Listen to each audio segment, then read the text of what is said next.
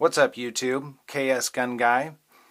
Thought I'd put together a little review here, give this a try, and I thought, what gun would I decide to choose for my first video to put out on YouTube? And I decided, what better gun than a Glock 19? Glock 19 is by far my favorite firearm. Absolutely love it. It's given me nothing but pleasure over the years. I've owned quite a few. This is not the first Glock I've owned. I've owned several over the years, but this is the one that has stayed in my collection the longest, and I think that this will remain in my collection indefinitely. It's been a flawless runner since day one, and I have a great time shooting it every time I go to the range.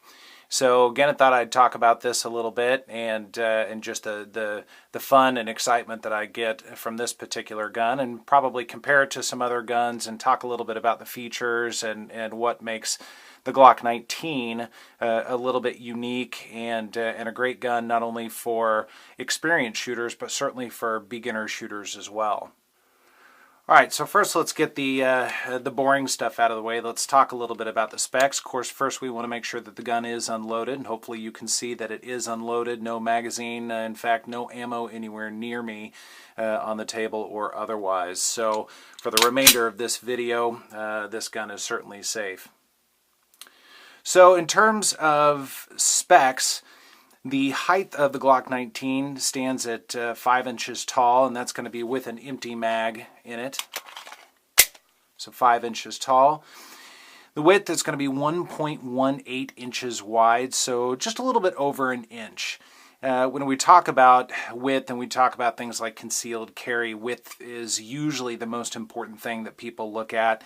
And the common, I guess, a lot of people say general rule of thumb is when a gun is over an inch wide, then it becomes a different type of concealed carry gun. Maybe not as much of an inside the waistband, although you definitely can do that. A lot of people do.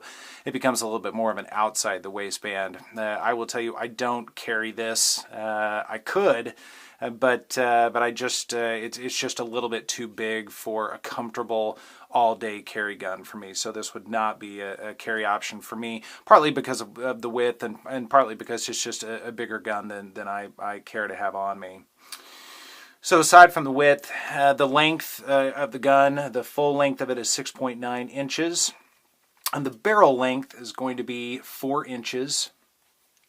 With an empty mag, it weighs 23.65 ounces.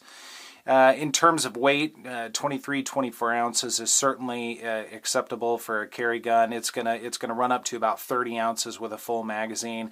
Again, that gets a little bit big in my opinion, although again a lot of people would differ from that. But I look for something that weighs in around 20 ounces empty, or maybe even a little bit less than that for an all-day carry. That's just my preference. In terms of magazine capacity, the Glock, and this one is a Gen 4 Glock. So the Gen 4 Glock is going to come with 3 15-round magazines. The Gen 3s or under are going to come with 2 15-round magazines. Now when I say Gen 4, and unfortunately I don't have a Gen 3 Glock 19 anymore. That was actually the first Glock 19 I ever owned, was a Gen 3. And it was fine, but there were a couple things about it that I didn't care for. One of which, and probably one of the biggest separators between the Gen 3 and the Gen 4 is going to be the grip style. Yes, the Gen 4 has backstraps, interchangeable backstraps that can go on, and I might get those out a little bit later and show you.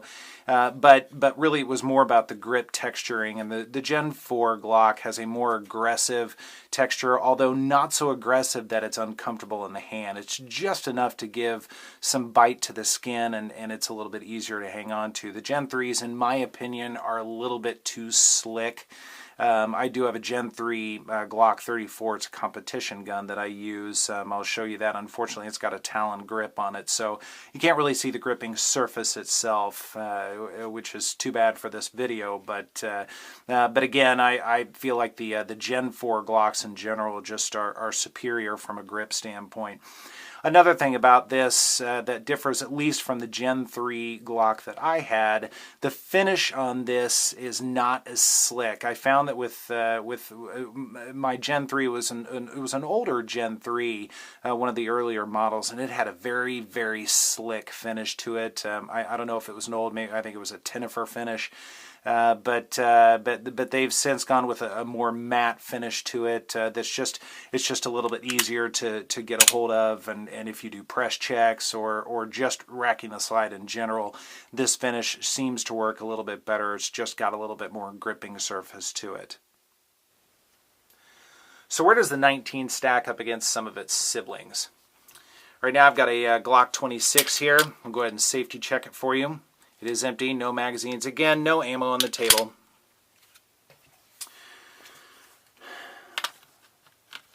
So the 26, in my opinion, the Glock 26 is basically just a cut down Glock 19. What I mean by that, it is basically the same frame as the Glock 19, and they've kind of hacked it off at the front and they've hacked it off at the grips. But otherwise, it feels really the same as a Glock 19 in the hand. It's one of the reasons why I love the 26 as well. In fact, this is one of my carry guns. I carry the 26 quite often. Absolutely love it. It's just the right weight for me. Now, in terms of width, I talked about width being really important.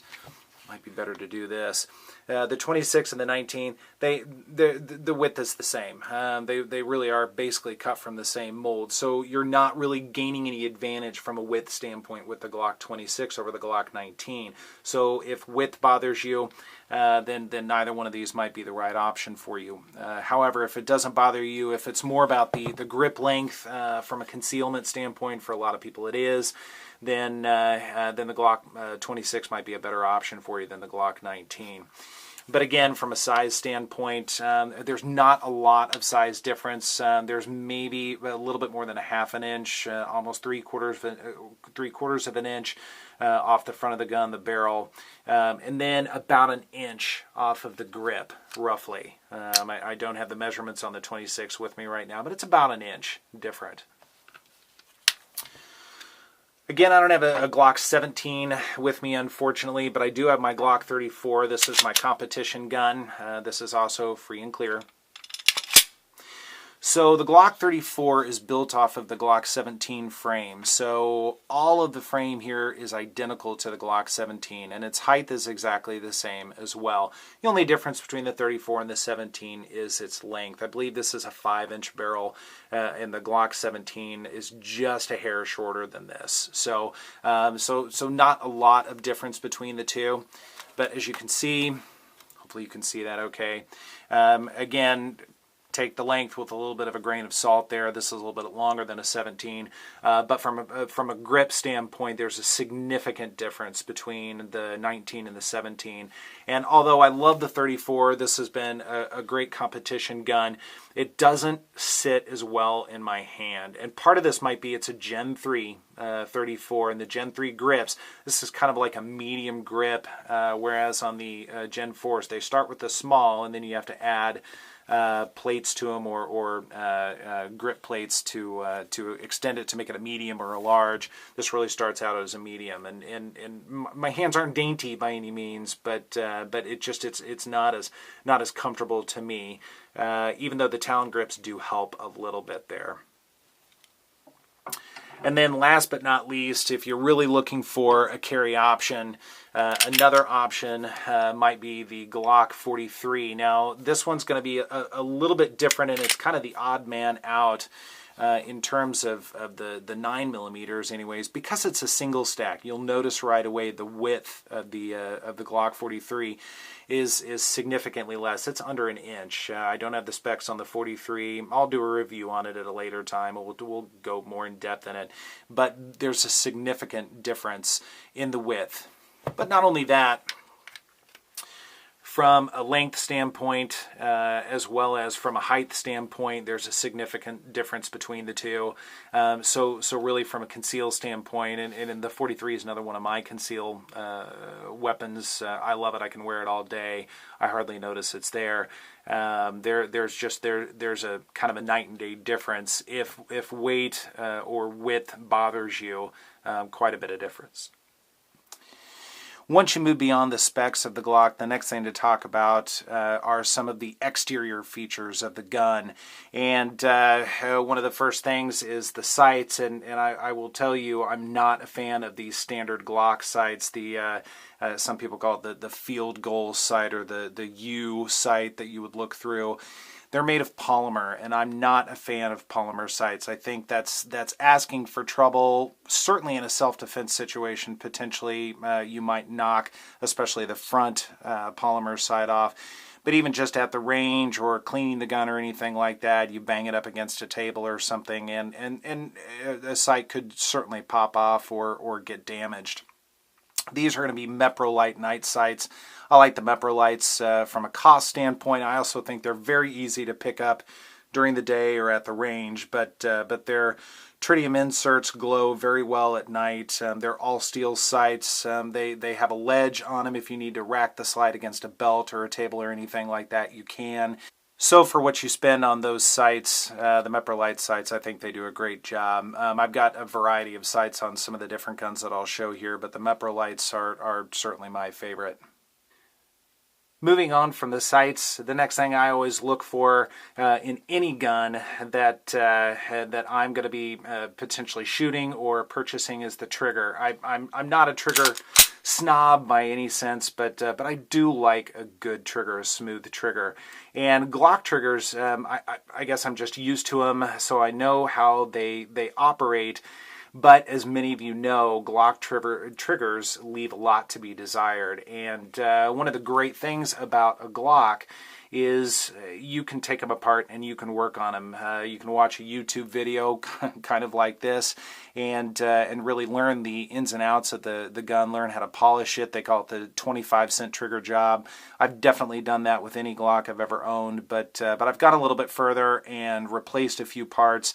This particular Glock has a lot of ZEV parts in it, spring kit, the plunger is a ZEV plunger. I know that's not the right term, that's what I like to call it. And it's also got a ghost edge connector in it. It does lower the poundage of the trigger a little bit, but for me it was more about smoothing out the trigger. Not only the pull itself and the take up in it, but also the reset. So for this trigger weighs in at about 4.5, almost 5 pounds, but it's very smooth. It's very smooth, and it's not so light that it could get away from me. I don't really care for a 2 or 3 pound trigger. Maybe from a competition standpoint, but not from just a range gun, a home defense gun, certainly not a self-defense gun that you're carrying on your person. I think 4.5 pounds, to me, is as light as I would ever consider for a self-defense or concealed carry gun. But I do love the Glock trigger. I think they're very predictable.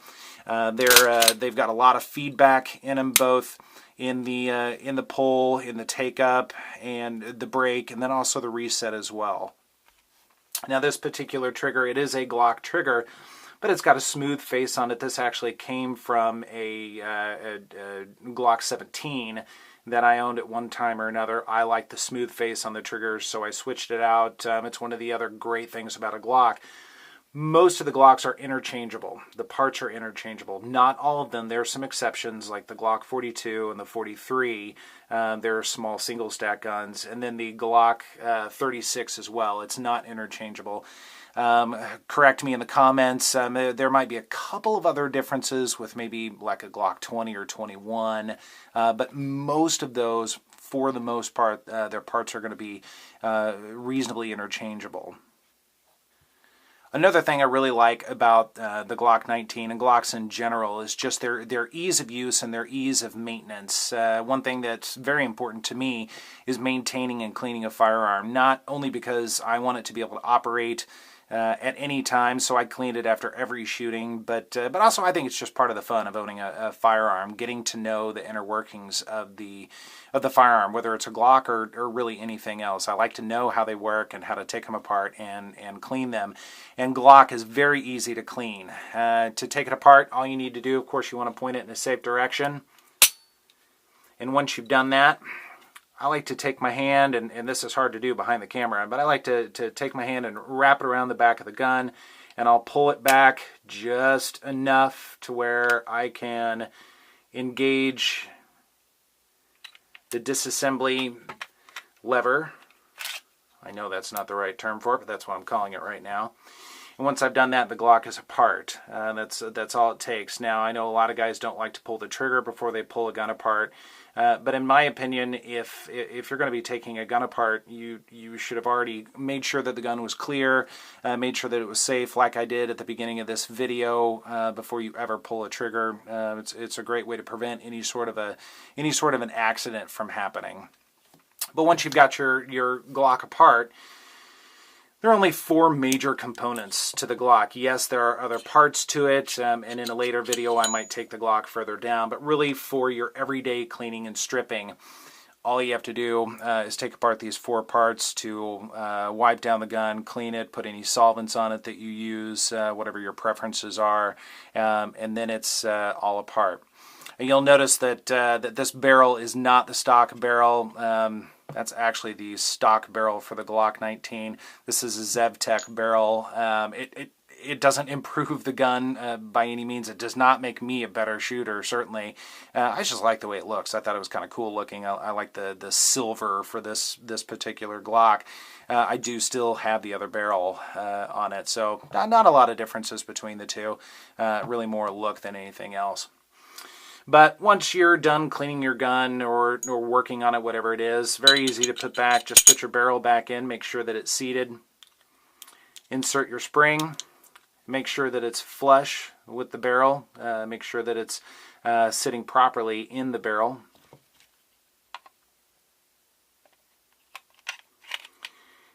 And then you'll put it back together. One thing with the Gen 4s, you kind of have to wiggle them just a little bit to make sure that it comes back properly. And once it's in and you've racked the slide, check for functionality, and then you're good to go. So extremely easy to care for and maintain. One of the great beauties of the Glock. There's just not a lot to it. It's hard to mess them up. It's hard to go wrong with this particular gun.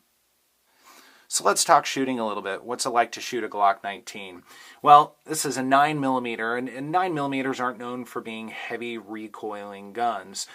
So for me, anyways, this is a very easy gun for me to take to the range and really, frankly, shoot all day. It's not abusive to the hand. It sits well for me. It rides up nice and snug here, but it does have a low bore axis, so you're very close to the bore itself, so not a lot of recoil. The gun is coming straight back to you. The higher the bore axis, there's a likelihood for a little bit more pop, a little bit more snap. But in this case, the Glock sits low in your hand, and it's very easy to shoot. So let's take a look at a little bit of shooting and see how the Glock does at the range.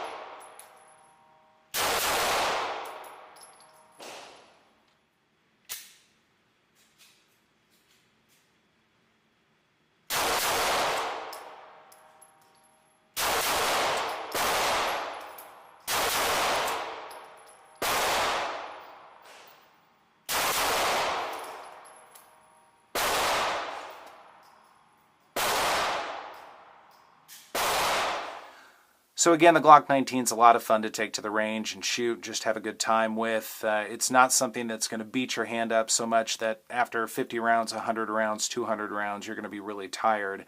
You're probably going to run out of ammo before you get too tired when you're shooting the Glock 19. Another great benefit to the Glock 19 and other Glocks as well is the aftermarket support, the accessories, the parts that you can get. It's easy and cost-effective to replace parts, especially if a part gets damaged or gets worn over time. Things like the guide rod or springs, even the trigger, anything like that. Very easy to find. Brownells, Midway USA, even Amazon has parts for Glocks. eBay has tons of parts for Glocks at very reasonable cost. So it's very easy to get those parts. And again, because it's so easy to take apart and maintain and switch out those parts, there's just really not a lot to it. Spend a few moments, if you don't know how to do it, watch a YouTube video out there. There are tons, really detail stripping the guns and switching out some of those internal parts, some of the springs and that sort of thing. So a lot of aftermarket support there. Aside from just internal parts, of course, then you can go beyond that and you can start taking a look at customizing your gun. And people will go as far as having slides sent in or even doing some of the millwork themselves and having things cut out of the slides and RMR spots put in for red dots, that sort of thing. People can really, you can kind of go nuts a little bit with a Glock. You can spend as much or more than what you spend on the gun itself, but it makes it yours, which is a lot of fun. I tend to keep it a little bit more cost effective. Frankly, I don't have the budget to do some of those things, although I think it'd be kind of cool. But I have done the Zev barrel and some of the silver parts on it. I call it bling, laugh if you will. And the sights, even though the sights I consider mandatory, but you certainly don't have to. But a lot of aftermarket parts there. Another thing about the Glock are the magazines. They're readily available. Actually, I'll show you this one first. This will be a stock Glock 19 magazine. Yes, it's got the silver on the bottom. I got a little crazy with a paint pen one day. Just the one, I swear. But aside from the 3 magazines that come with the Gen 4, a great benefit to the Glocks are the larger magazines for the 9mm, like the Glock 17, Glock 34 magazines, will also fit in it. This is a Glock 17 magazine. This actually has a +2 Glock factory +2 base plate on it, just to have just a couple more rounds in it, so there'll be 19 rounds in this. And then of course you can get the 33 round magazines. They all fit in this. So with the Glocks in their same caliber counterparts, any magazine for the gun or anything bigger, generally speaking, will work and it'll fit with it. Now you'll see that there is a little bit of wiggle there, and a lot of people say, you know, be careful, make sure that you're not trying to hold on to that part of the magazine just to prevent any reliability issues. I'd say that's probably true, although I have never run into that sort of a problem. I shoot a Glock 26 quite a bit. I use bigger magazines with that. I don't really use them as a grip, but certainly my hands will, or finger will rub up against it from time to time. No reliability issues, but as a general rule of thumb, you want to not treat that as a grip, but simply a larger magazine in it. But again, it's a great benefit to the Glock. You know, if you're shooting with a buddy and he's got a Glock 17, you've got a Glock 19, you know his magazines are going to work with your gun, which is kind of nice. As far as holsters go, there are a million options for Glock 19s. Again, all the aftermarket support is so great. So a lot of choices out there. You have choices like these inside the waistband holsters that spread out the weight. I'm not a tremendous fan of these. This was kind of an early adoption of a holster for me when I first got my CCL. And it's fine, it's a Fox holster. It was not terribly expensive and it's reasonable quality, but at the end of the day, for me, all of this material is just, that's a lot of bulk to carry around. I can't say that it's not comfortable. I mean, it's reasonably comfortable, but it's just a little bit more bulk than I prefer to carry with me. Now this one will holster a Glock 26, 19, 17, 34, even the 40 calibers like the Glock 27, 22, and 23. It'll take any of those. So that's kind of nice. It's sort of a universal holster a little bit. But again, I found that I didn't really want to carry a gun in this, and no gun is any good to you if you're not going to carry it if you've got your CCL. So not my favorite option there. Another option, maybe an outside the waistband, and this is an Alien Gear outside the waistband. I've kind of played around with the Alien gears, and I love the concept of being able to switch out your basic Kydex piece. This one is for the 19. I've got one for 26 as well. But I'm not a big outside the waistband carrier, and although this is a fine holster, it does the job. Again, it's just not the best suited for me. I much prefer inside the waistband Kydex holsters. This is a Vetter holster. I really like the Vetter holsters. In fact, it's the only holster I use for any of my carry guns. So I did go ahead and get a Vetter holster for this gun so I can carry it, or if I do any classes at my local gun shop that puts on classes and I want a full-size gun but still want to be able to treat it like a carry gun, I wanted to make sure that I had that option. So I prefer this. It's extremely light. It tucks in. I wear it at about 3 o'clock, and it's perfectly comfortable for me. It doesn't weigh hardly anything. So big shout out to Vetter Holsters. They do a great job. Check them out there on Amazon, and of course they've got their own website. They've got quite a few options for holsters as well as mag carriers. I prefer this relatively straightforward, pretty simple inside the waistband design. Just does the right job for me. So let's talk a little bit about price. Where does the Glock 19 and a lot of its siblings fit in with some of the other options out there, whether it be the Springfields or Smith & Wessons, or when you get into, I guess I would call it the next tier, something like maybe an HK or something like that. Not to say that the HK is better than the Glock, but just it's a different tier in terms of quality of craftsmanship and certainly tier in price. The Glock 19 Gen 4s right now were Thanksgiving of 2016, at least in the Midwest, kind of in the Kansas or Missouri area. We're finding Glock 19s new for, oh gosh, between $575 and $600. But that's a Gen 4 new Glock, 3 magazines. It's really not a bad deal. I have no problem putting down $600 for a new Glock. If it's an MOS model, which is the modular optics sight, it's got the RMR cut out for a red dot. You're looking at probably $625 to $640 maybe, and of course those prices sometimes can be negotiable depending on the store that you go to. You might be able to talk them down a little bit, but that's pretty good value for the money for what you're getting. And again, it's a gun that really can take a lot of abuse. It's very robust, and it doesn't take a lot of maintenance if you don't really want to get too far into the detailed cleaning and that sort of thing. It will still run. So for $600, not a bad deal. So some final thoughts on the Glock 19. Again, this is all opinion. This is all for fun, but I consider the Glock 19 kind of the Honda Civic of guns, if you will, if you're into Honda Civics, I suppose. It's just a great all-around gun. It's the kind of gun that you can take to the range. You can keep by your nightstand. You can carry it all day long. It's dependable. It's going to run. It's easy to support. It's relatively cheap to maintain. It's relatively cheap to get into, frankly. It's just a great all-around firearm. It's by far my favorite one. Alright, so to wrap things up, this is the Glock 19. Again, I consider it just a great all-around gun. It's my favorite gun in my collection. I've had a lot of fun with it over the years. I've put thousands of rounds downrange with the 19. This one probably has about, 3,000, 3,500 rounds through it. Maybe a little bit more than that. But it still looks almost brand new, and it runs like the day it was bought. It's a great gun. A lot of value for that, like we've talked about. Just a lot of fun. It's a great gun.